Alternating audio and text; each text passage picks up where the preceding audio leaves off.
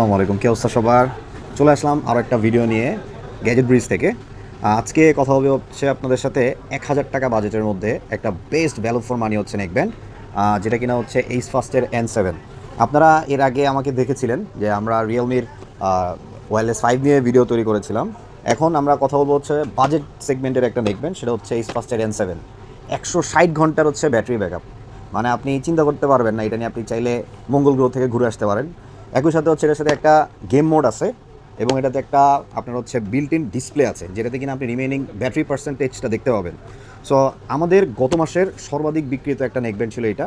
আপনারা যদি এটা নিয়ে একটু রিসার্চ করেন তাহলেই বুঝতে পারবেন যে আসলে কেন আমি আপনাকে 1000 টাকা বাজেটে best value for money neckband বলতেছি।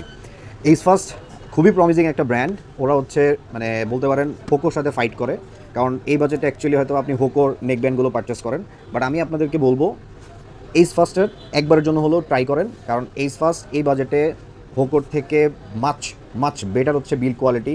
একই সাথে হচ্ছে ওদের আপনার যদি সাউন্ড কোয়ালিটির কথা চিন্তা করেন, মাচ বেটার, ঠিক আছে। একই সাথে হচ্ছে আপনার এটাতে টিএফ কাজ সাপোর্ট আপনি পেয়ে যাবেন।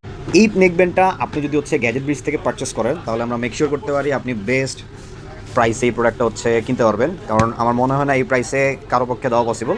সো এই নেকব্যান্ডটা অর্ডার করার জন্য আপনারা সরাসরি আমাদের ওয়েবসাইট ভিজিট করতে পারেন, অথবা আপনি চাইলে আউটলেটে এসে প্রোডাক্টটা ট্রায়ালও দিতে পারবেন, কারণ আমি পার্সোনালি এই নেকব্যান্ডটা একটা ট্রায়াল দেওয়ার জন্য খুলেছিলাম। সো আমার কাছে মনে হয়েছে যে এই বাজেটের যে কোনো নেকব্যান্ড থেকে এইটা obviously better, much much much better.